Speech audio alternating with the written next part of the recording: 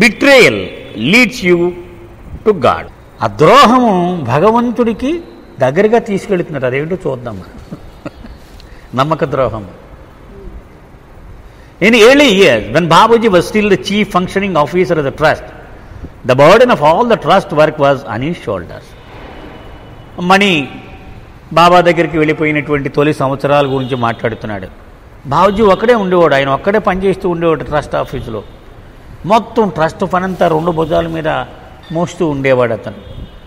Not only did he create the trust pilgrim facilities, but he attended to every small detail of the trust work.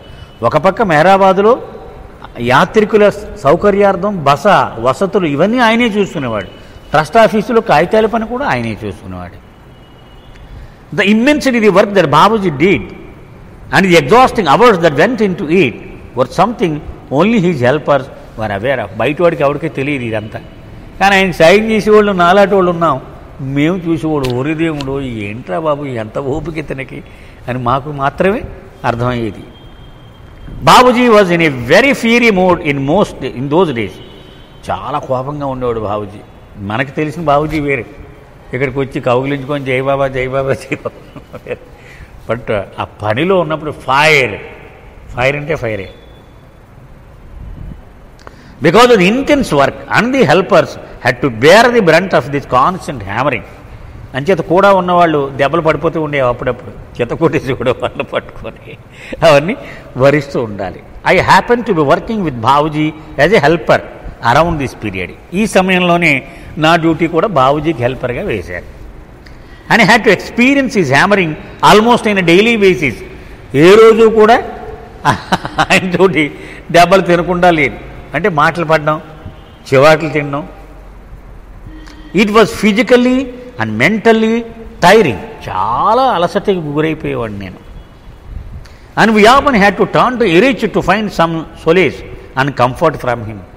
మాకు ఎలాగ ఈ అలసట నుంచి ఇరిచి దగ్గరికి వెళ్ళి మా గోడు చెప్పుకునే వాళ్ళు ఈవేళ చెరకొట్టేసాడే బాబూజీ అని, ఏం పర్వాలేదు అని ఓదారుస్తూ ఉండేవాడు Irich. Irich played the role of a friend and comforted అస్.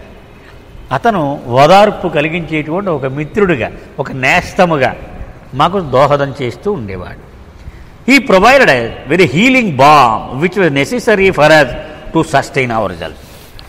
బాబూజీ దెబ్బలు కొట్టేసి బాగా నొప్పులు వచ్చేస్తే ఆ నొప్పులన్నిటికీ మందులు రాసినట్టుగా ఆయన ఒక నొప్పి నివారణ మందు లాగా మాకు ఇరిచి సాయం చేస్తూ ఉండేవాడు. ఏం పర్వాలేదులే బాబా కోసమే కదా అని నెమ్మదిగా మాకు నొప్పి తగ్గిపోయేలాగా మాకు సహాయం చేసేవాడు. He would give us examples of such things happening around Baba with much greater intensity, with the intention of helping us focus on Baba. ఆయన బాబా భౌతిక శరీరంతో ఉన్నప్పుడు ఇంతకంటే పెద్ద ఉండేవి అవన్నీ చెప్పేవాడు. ఇదే ఉంది పెద్ద, మరి అది చూడు ఎంత తీవ్రంగా ఉందో అని.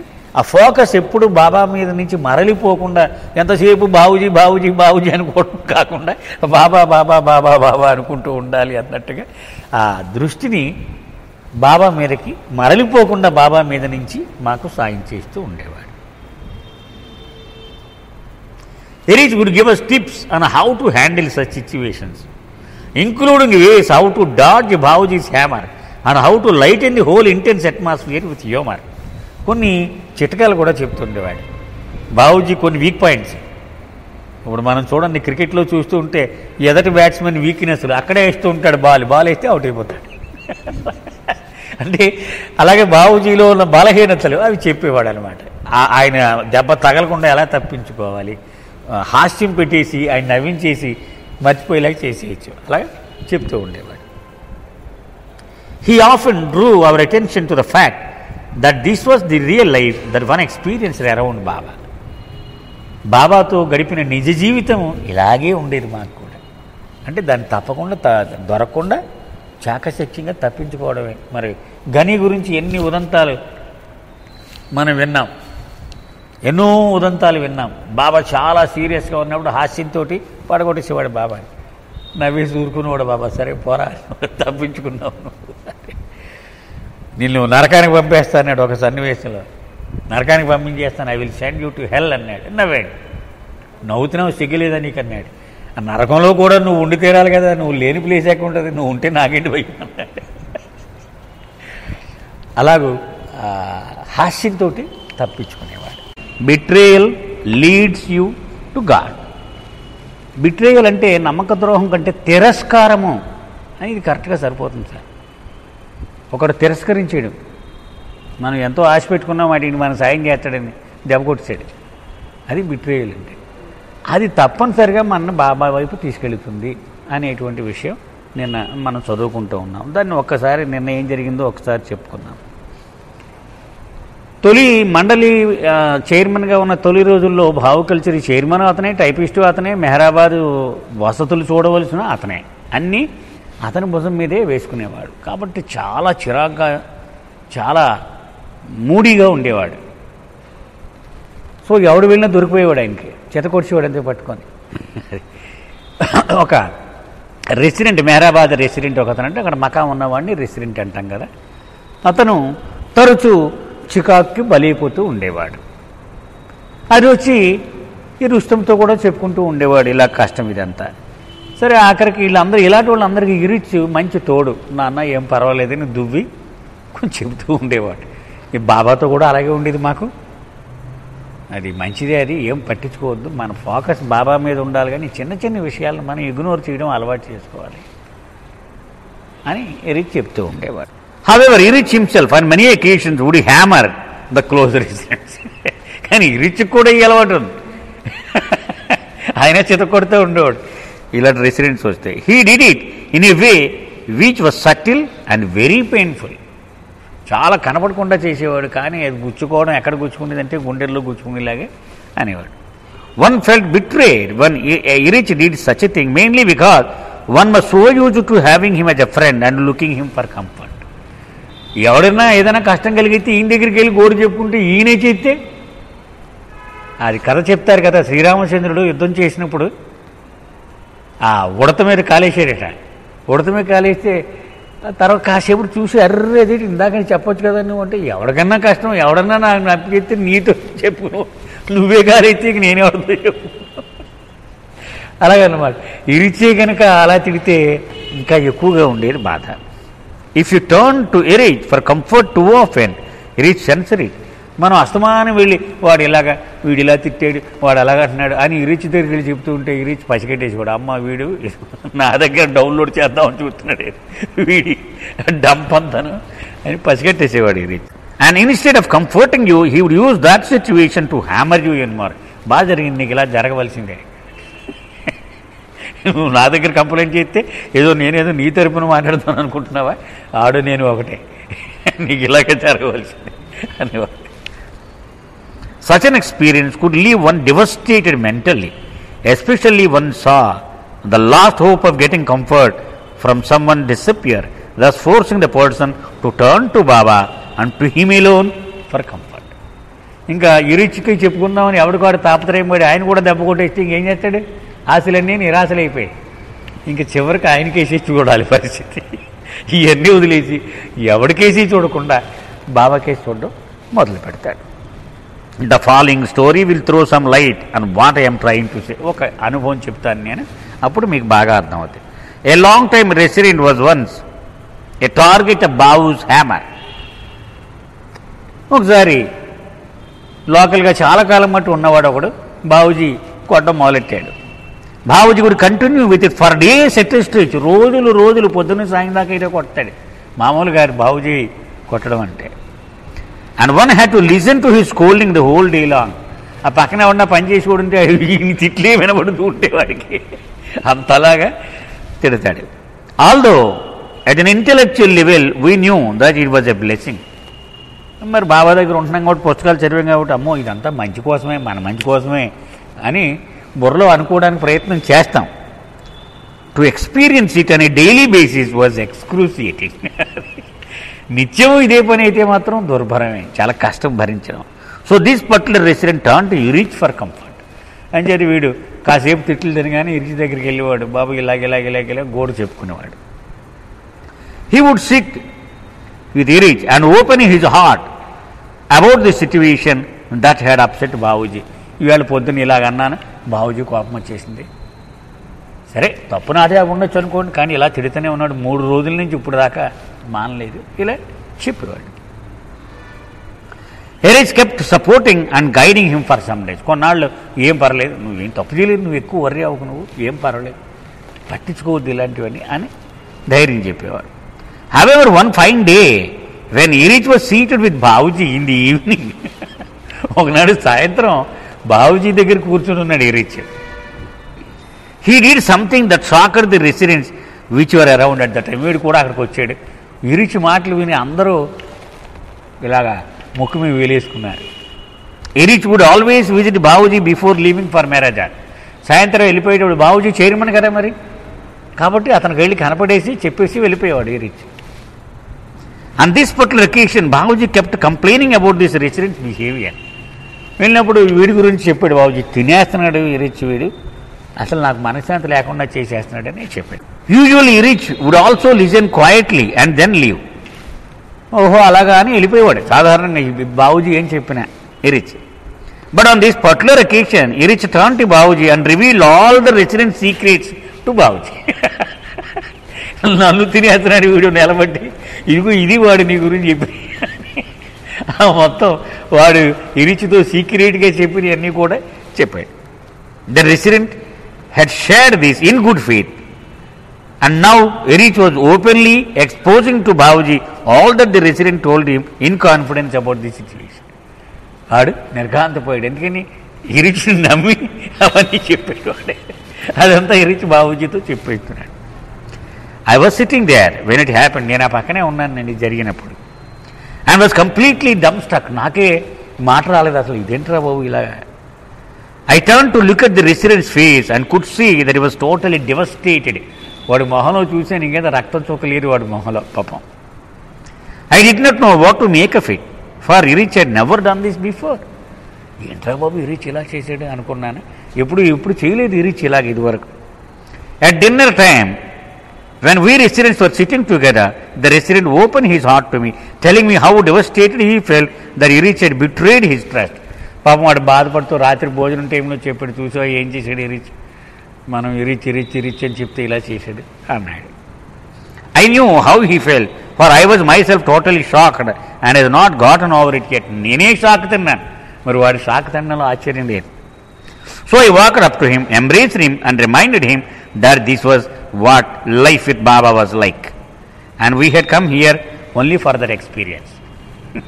వాడికి చెప్పాను, మనం అందుకే వచ్చేవి ఇక్కడికి, మరి దెబ్బలు తిన్నాకే వచ్చాం, మనం ఆడు కొట్టెత్తున్నాడని కంప్లైంట్ చేస్తే మరి ఇక్కడ ఎందుకు ఉండడం, మనం దీనికి రెడీ అయ్యి మనం వచ్చాం, ఓకే అంచేత ఎక్కువగా దీని గురించి మదన పడద్దు అని చెప్పాను. I try to comfort him but I was my self very confused. నేను మాటలైతే చెప్పేశాను కానీ నాకే స్థిమితం లేకుండా ఉంది, ఏంటి ఇలా జరిగింది అని. It was a few weeks later that I had the opportunity to brooch the subject with Erich. ఒక వారం అయిన తర్వాత ఈ విషయాన్ని ఎరిచ్ దగ్గర ప్రస్తావించేటువంటి అవకాశం కలిగింది నాకు. Erich had noticed that the resident had not visited him for a long time and inquired about him. ఏంటో పలానా వాడు కనిపించట్లేదు, అసలు ఏమైంది వాడికి అని ఎరిచ్ అడిగాడు, ఇతనితో రుస్తముని అడిగాడు. It was an opportunity for me. అమ్మ దొరికాడు అనుకున్నాను నేను, ఎందుకంటే ఎలా కరపాలో ఆ సబ్జెక్ట్ మరి. And I blurted out what was on my mind to Erich. ఇంకా నాకు నిర్మోహమాటంగా ఎరిచ్తో ఇలా చెప్పేశాను, I guess he's avoiding you. అది నిన్ను తప్పించి తిరుగుతున్నాడు, ఇంకా నీకు మొఖం చెల్లక, నీ ఎదుర్కొంటే నిలబడలేక. He felt betrayed by what you did. అది నువ్వు మోసం చేసేవని వాడు అనుకుంటున్నాడు. And still needs time to digest the whole experience. వాడు ఇంకా జీర్ణం చేసుకోలేకపోతున్నాడు వాడికి జరిగిన కష్టాన్ని. And come to terms with it before you can face you again. మళ్ళీ నీకు ముఖం చూపించాలంటే వాడు ముందు జీర్ణం చేసుకొని దీనికి సమాధానం పరుచుకొని అప్పుడు నీకు కనపడాలి అన్నాడు. ఎరిచ్ ఎక్స్ప్రెస్డ్ సర్ప్రైజ్ అని సెడ్. చాలా ఆశ్చర్యపోయాడు ఎరిచ్. అప్పుడు ఇలా అన్నాడు, but what did I do, నేనేం చేశానయ్యా, అంత కోపం వచ్చింది, నేనేం చేశాను అన్నాడు. I narrated the whole episode to Erich and commented it look like betrayal to all of us. వాడికే గారు మాకు కూడా అలాగే అనిపించింది, నువ్వు వాడిని మోసం చేసినట్టే. And I honestly felt the same way. నాకు అలాగే అనిపించింది అన్నాడు. Erich pause for what look like an eternity. చాలాసేపు మాట్లాడకుండా ఉన్నాడు Erich. And very slowly he said it is good to experience it. వాడికి మంచే జరుగుద్ది అలాంటి అనుభవం మంచిదే వాడికి అన్నాడు. Feeling confused I asked what is good about it. మంచా ఏమిటి అందులో మంచి? వాడు పాపం నలిగిపోయి గుండె పిండి అయిపోయాడు వాడికి మంచి ఏమిటి? Erich replied very slowly with emphasis on every word. ప్రతి మాట మీద నొక్కి పలుకుతూ ఇలా చెప్పాడు. Betrayal is a necessary experience. ఒకరిని నమ్ముకుని వాడు మనం వదిలేసాడు అనుకున్నాం, అది బిట్రేయల్ అంటే. అది నాకు ఇప్పుడు సినిమా జ్ఞాపకం వస్తుంది. ఆ దొంగ పరిగెడుతూ ఉంటాడు, పోలీసులు తరుగుతూ ఉంటారు, వాడు పాపం చాలా దూరం వెళ్ళి వెళ్ళి వెళ్ళి వెళ్ళి ఒక బస్సు ఆగి ఉంటుంది. ఆ బస్సు వెనకాల దాక్కుంటాడు. యువతల పోలీసులు ఉన్నారు, ఆ బస్సుకి అవతల వాడున్నాడు. సడన్గా బస్సు వెళ్ళిపోతే ఎదురుకుంటారు. అదనమాట బిట్రేయల్ అంటే దాన్ని నమ్ముకోలే అక్కడ దాక్కున్నాడు వాడు, అది వెళ్ళిపోయి దొరికిపోయాడు. అది బిట్రేయల్ అంటే. అంటే వాడు నాకు సాయం చేస్తాడు, నన్ను కాపాడుతాడు అనుకుని ఎవడినైతే నమ్మాడో వాడే వదిలేస్తాడు అనమాట వీడిని. Betrayal is a necessary experience. ఇటువంటి అనుభవం చాలా తప్పనిసరి ఆధ్యాత్మిక మార్గంలో. And helps one to turn away from falseness and turn towards the truth, towards God. అప్పుడే మనిషి ఈ అబద్ధము, మాయ, ఈ అసత్యము, దీని నుంచి మొహాన్ని తిప్పి చిచి లాభం లేదనే ఇంక దీంతో అని సత్యం వైపు, భగవంతుడి వైపు మొహం త్రిప్పడానికి ప్రయత్నం చేస్తాడు. Why do people turn to family and friends? అది సాధారణంగా ఒక కష్టం వచ్చిందనుకోండి, ఓ ఫ్రెండ్కి ఫోన్ చేస్తాడు, లేదా కొడుకో కూతురుకో తమ్ముడికో అన్నకో ఎవరికో ఫోన్ చేస్తాడు, అంతే కదా. మనం కౌరు చెప్తాం. మనం we never do that because our samskaras. అది why not turn to him as the first option, as our first choice. ఇరిచి అడుగుతున్నాడు, కష్టం రాగానే బావా అని ఆయనకి ఎందుకు చూడట్లేదు? కొడుకు ఎందుకు ఫోన్ చేస్తున్నావు, అన్నకి ఎందుకు ఫోన్ చేస్తున్నావు, నాన్నకి ఎందుకు ఫోన్ చేస్తున్నావు అంటే ఫస్ట్ ఆప్షన్ ఇంకా ఆయన అవ్వలేదన్నమాట నీ జీవితంలో. వీళ్ళు ఎవ్వరూ చేయకపోతే అప్పుడు ఆయన అడుగుతావు అన్నమాట నువ్వు. అంతే కదా అన్నాడు ఇరిచి. అంటే ఒక కష్టం కలిగిన వెంటనే మొట్టమొదటి ఆప్షన్ ఎవరు నీకు? జనరల్గా ఫ్యామిలీ ఫ్రెండ్స్ చూస్తాం. వాళ్ళందరూ మనం ఫెయిల్ చేస్తే అప్పుడు అయ్యా లావుక్యం తెలియదు పద్యం పాడతావు. అప్పుడు అయిపోయింది, ఇంకెవడో ఏం చేయట్లేదు నాకు, ఇంక నువ్వు తప్ప గత్యంతరం లేదంటాడు. ఇంకప్పుడు ఇరిచేమంటాడంటే ఫస్ట్ ఆప్షనే ఆయన ఎందుకు అవ్వకూడదు? చివరికి ఆయన చేరితే ఎలాగూ? We never do that. మనం అలా చెయ్యం ఎప్పుడు కూడా, ఫస్ట్ ఆప్షన్ ఆయన పెట్టుకోం. Because our samskaras are such that we always turn to falsehood. మన లోపల పనిచేస్తున్న సంస్కారాలు అబద్ధానికి అలవాటు పడిపోయి ఉన్నాయి. అసత్యం వైపే ఫస్ట్ చూస్తాయి అవి. అసత్యం దెబ్బ కొట్టిన తర్వాత అప్పుడు సత్యం వైపు చూస్తాయి. అసత్యంలో అవకాశం ఉన్నంతసేపు అసత్యం కేసే అది చూస్తూ ఉంటుంది. అది we turn to friends and family but not to the one who is always with us from the very beginning to the end. నిన్న మనం అనేక సార్లు చెప్పుకున్నాం, బాబా చెప్పాడని. మొట్టమొదటి నుండి చిట్ట చివరి వరకు అనంతముగా నిన్ను విడిచిపెట్టకుండా ఉండేటువంటి వాడిని నేనొక్కడినే. నీ తెలివితేటలే కనుక నిజమైనవైతే నాతోటి నువ్వు శాశ్వతమైన సంబంధము నెరపవలసి ఉంటుంది. మధ్యలో వచ్చేవాడు పోయేవాడికి నువ్వు ఎంత మర్యాద చేసినాడు ఎంతసేపు ఉన్నాడు వెళ్ళిపోతాడు, వేస్ట్, నీ లేవర్కి ఎట్టదని చెప్పాడు ఆయన. సో నన్ను పట్టుకుంటేనే నీకు గిడుతుంది, ఎందుకని శాశ్వతంగా ఉండేవాడిని. సో ఆయన్ని ఫస్ట్ ఆప్షన్ అడగకుండా వీళ్ళందరినీ మనం ఫస్ట్ ఆప్షన్ అడిగితే ఎలా ఉంటుంది? అంటే కలెక్టరే మనకు తెలుసు, ఆ బంట్రోతుని ఊరికే ప్లీజ్ ప్లీజ్ అనవలసిన అవసరం లేదు కదా. Why do we do this? It is because of falseness, because of maya. ఇది మాయా ప్రభావంలో మనం ఉన్నంతసేపు మనం ఇలాగే ప్రవర్తిస్తాము. When we are betrayed by this falseness repeatedly, when our family friends and close ones betray us again and again and fail to live up to our expectations, then we begin to turn away from all this. కష్టాలు చుట్టుముట్టేసినప్పుడు, ఎవడో మనకి సాయం చేయనప్పుడు, అప్పుడు ఈ మాయ అమ్మ ఇది మనమే ఏమీ సాయం చేయదురా, ఇది అంతా వేస్ట్ అని ఆయన వైపు మొహం తిప్పుతాడు. ఇప్పుడు మెహరా ఆ కథ చదువుతుంటే చిన్నప్పుడు 30 ఏళ్ల వయసులో తల్లి విడో అయిపోయింది ఆవిడ, మెహరా తల్లి. కోటాను కోట్ల ఆస్తి, ఎంత ఆస్తి ఉందో లెక్కలేనంత ఆస్తి, 2 ఆడపిల్లలతో మిగిలిపోయి రాత్రి 2ంటికి 3ంటికి లేచి చూస్తే గంటసేపు ప్రార్థన చేసుకుంటూ ఉండేదట ఆవిడ. మెహరా రాసిందనమాట అందులో. దౌలత్మయి తల్లి రాసింది. అంటే చిన్నతనంలోనే ఇది అంతా అసత్యము, ఇది ఏమీ నిజం కాదు, ఏదో ఉంది సత్యము అనేటువంటిది ఆ వయసులోనే ఆవిడ హృదయంలో ఎంటర్ అయిపోయి, ఏమాత్రం అవకాశం ఉన్నా భగవంతుడి గురించి రాత్రి నిద్రపట్టలేదని పొద్దున్న లేచి మనం తిట్టుకుంటూ ఉంటాం. ఆవిడ భగవంతుడికి ఉపయోగించేది. ఆవిడ ఆ నిద్ర పట్టకపోవడం కూడా ఒక అవకాశంగా తీసుకొని ఆ టైంలో గంట సేపు భగవంతుడు ప్రార్థన చేసేసుకుని మళ్ళీ పడుతుంది నిద్ర వచ్చినప్పుడు. అలాగే జీవిస్తూ ఉండేదట.